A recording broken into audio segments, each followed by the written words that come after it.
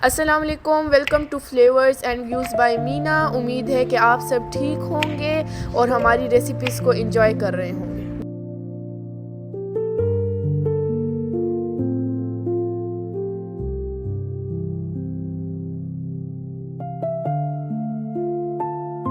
ये वीडियो सिर्फ एक रेसिपी नहीं बल्कि एक मेहनत की कहानी है। हर शॉट के पीछे वक्त, लगन और जुनून छुपा हुआ है। आसान लगने वाली ये डिश दरअसल बहुत सारी कोशिशों, बार बार ट्रायल्स और मुकम्मल फोकस का नतीजा है।